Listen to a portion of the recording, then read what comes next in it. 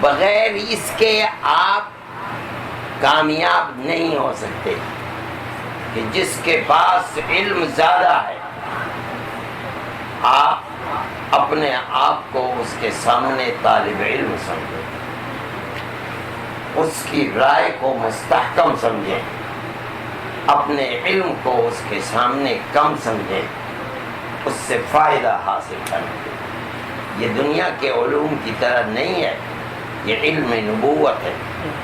جس کے پاس علم زیادہ ہے اس شخصیت کو مرجع بنائے بغیر کام نہیں کرے گا۔ میں آپ کو ایک قصہ سناتا ہوں۔ اللہ کا نبی اس دنیا سے چلا گیا، جناب رسول اللہ صلی اللہ علیہ وسلم پردے کے پیچھے چلے گئے۔ صحابہ میں جو لوگ ایمان لائے تھے، حدیث سے پتہ چلتا ہے کہ ان میں ایک طبقہ تو وہ تھا جو اسلام کو چھوڑ کر پرانے دین کی طرف چلا گیا، مشرک تھا، مشرک ہو گیا۔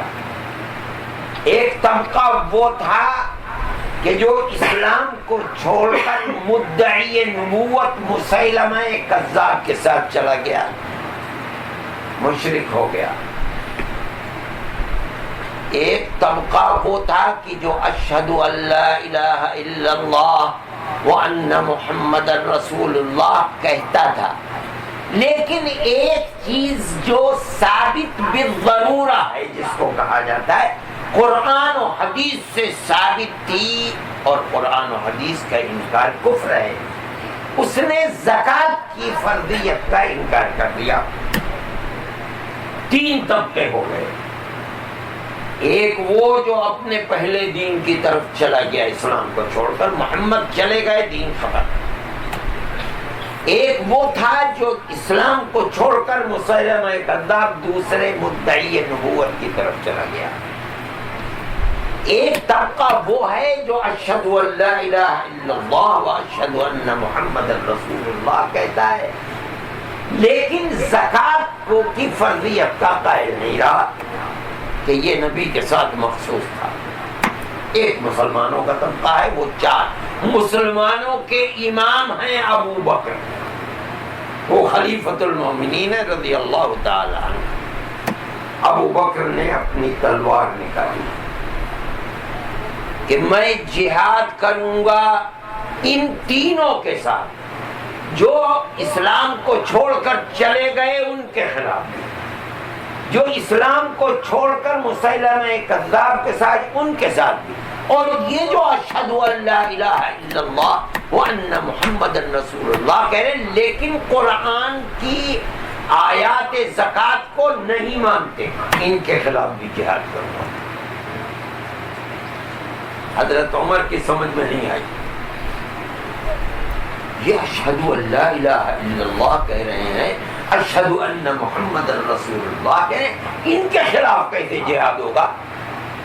اور ایک حدیث لے کر کے پہنچ گئے، کہا کیف تقاتل الناس وقد قال رسول اللہ صلی اللہ علیہ وسلم امرت ان اقاتل الناس حتى يشهدوا ان لا اله الا الله وان محمدا رسول الله فاذا قالوها عصموا مني دماءهم واموالهم وحسابهم على الله۔ آپ ان کے ساتھ کیسے قتال کریں گے؟ اللہ کے نبی کا یہ ارشاد ہے، میں نے اپنے کانوں سے سنا ہے، آپ نے سنا ہے، آپ بھی جانتے ہیں، اللہ کے نبی نے فرمایا مجھے تو ان لوگوں کے ساتھ قتال کا حکم دیا گیا ہے جو اشہد ان لا الہ الا اللہ واشہد ان محمد رسول اللہ نہیں کہہ رہے ہیں، اور جب وہ کہنے لگے تو میری تلوار میان کے اندر چلی جائے گی، ختم۔ وہ سچ کہہ رہے ہیں، جھوٹ کہہ رہے ہیں، لا الہ الا اللہ محمد، یہ دنیا میں اس کے حساب کی جگہ نہیں ہے، یہ حساب ہوگا قیامت کے دن۔ ابو بکر نے سنا اور پہاڑ کی طرح کھڑے ہو گئے، حدیث کا جواب حدیث سے نہیں دیا،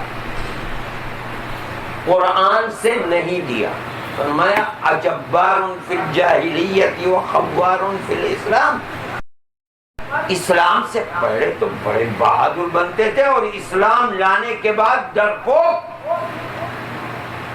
اور فرمایا اینقص الدین وانا حی، کیا محمد کا لایا ہوا دین کاٹا جائے گا، قطر بیعت کی جائے گی اور ابو بکر زندہ رہے گا؟ نہیں ہو سکتا۔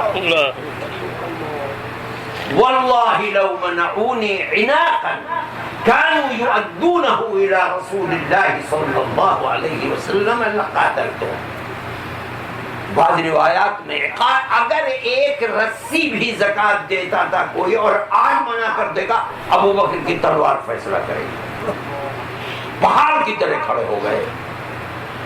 عمر کی ہمت یہ نہیں ہوئی کہ یہ پوچھتے کہ میں حدیث سے کہہ رہا ہوں، جواب حدیث سے دو، قرآن سے جواب دو، میں نہیں مانوں گا۔ عمر ایسا آدمی جو اسلام کے اندر دوسرا ویسا پیدا نہیں ہوا، اتنا مضبوط آدمی ابو بکر کے سامنے دلیل قرآن حدیث سے پیش کرتا ہے، ابو بکر نہیں جواب دیتے حدیث سے، لیکن تلوار کی طرح کھڑے ہو گئے۔ اب عمر یہ نہیں کہہ رہے ہیں کہ میری حدیث کا جواب حدیث سے دو، قرآن سے دو، کھڑے ہو کر اب کہتے ہیں فلما ان رأيت ان الله شرح صدر ابي بكر للقتال عرفت انه الحق، جب میں نے دیکھا کہ اللہ نے ابو بکر جیسے آدمی کے دل کو جہاد کے اوپر منشرح فرما دیا، میں نے فیصلہ کر لیا حق یہی ہے جو ابو بکر کہہ رہے ہیں۔ ابو بکر کا سینہ کبھی خلاف حق پر منشرح نہیں ہو سکتا، اگرچہ میری حدیث کا جواب حدیث سے ابو بکر نہیں دے رہے ہیں، اگرچہ میری دلیل کا جواب قرآن سے نہیں دے رہے ہیں، مگر ابو بکر جیسا آدمی جو اللہ کے نبی کا سب سے بڑا معتمد علیہ ہے، جو سب سے پہلے اسلام لانے والا ہے، جو رسول اللہ کے ساتھ سفر اور حضر میں رہنے والا ہے، جو رسول اللہ پر اپنے مال کو قربان کر دینے والا ہے، جو انیس غار رسول اللہ کا ابو بکر کے سوا کوئی نہیں ہے، اللہ نے اس کے سینے کو منشرح کر دیا کتاب۔ اب کوئی دلیل دے یا نہ دے، حق وہی ہے جو ابو بکر کے سینے پر اتر رہا ہے۔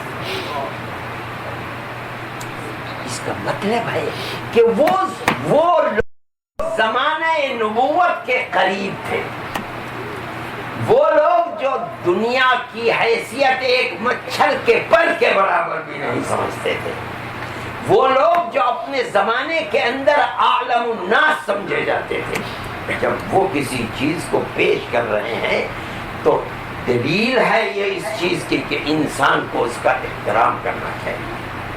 اس کا یہ مطلب نہیں ہے کہ عمر یہ سمجھ رہے ہیں کہ ابو بکر نے جو کہا اسے قبول کر لو اور میں جس حدیث کو کہہ رہا ہوں اسے پیچھے ڈال دوں، نہیں۔